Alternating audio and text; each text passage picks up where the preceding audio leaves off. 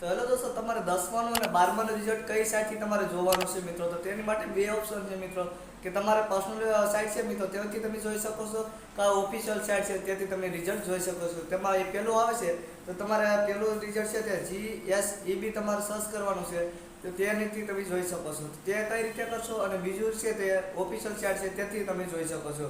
તો તે સાઇટનું નામ શું છે મિત્રો? તો તમારે સર્ચ કરવાનું છે મિત્રો ગૂગલમાં, કે www.gseb.org સર્ચ કરશો એટલે તમારી સામે રિઝલ્ટનું પેજ ઓપન થઈ જશે.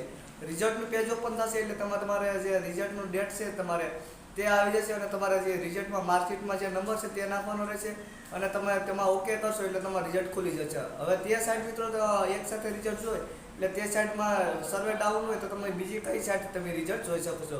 તો તેના માટે તમારે શું કરવાનું છે? તેના માટે તમારે મિત્રો ગૂગલમાં આવી GSEB તમારે સર્ચ કરવાનું મિત્રો.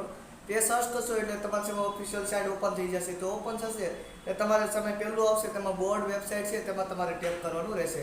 તેમાં તમે ટેપ કરશો એટલે તમારી સામે પાછું એક વેબસાઇટ આવી જશે મિત્રો. તેમાં તમે નીચે સ્લીપ કરશો એટલે બોર્ડ વેબસાઇટ છે તેમાં ટેપ કરી નીચે સ્લીપ કરશો ને મિત્રો, એટલે તમારી સામે ઓલ નોટિફિકેશન આવશે મિત્રો. ન્યૂ હાઇલાઇટ લખેલો હશે, તેમાં ઓલ છે ને મિત્રો, તેને નીચે તમે જોઈ રહ્યા છો કે ત્યાં નોટિફિકેશન કેટલીક છે. તેની જગ્યાએ તમારું જે 10માનું 12માનું રિઝલ્ટ છે તેની નોટિફિકેશન આવી જશે. ને એમ છતાં મિત્રો તમારે 3 ડોટ છે ને તેમાં તમારે ટેપ કરશો મિત્રો.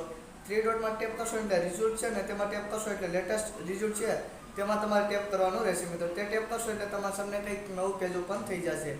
લેટેસ્ટ તમારે રિઝલ્ટમાં ટેપ કરશો એટલે તમારા સામે પેજ ઓપન થઈ જાય ને, તેમાં તમારે માર્કશીટ નાખવાનું છે, અને તમારે માર્કશીટ નાખીને રિઝલ્ટ જોઈ શકો છો મિત્રો. તો વિડીયો પસંદ આવે તો વિડીયો લાઈક કરજો, ચેનલને સબસ્ક્રાઈબ કરજો, અને વિડીયો પસંદ તમારા મિત્રોને શેર કરજો. મળીશું બીજા વિડીયોમાં.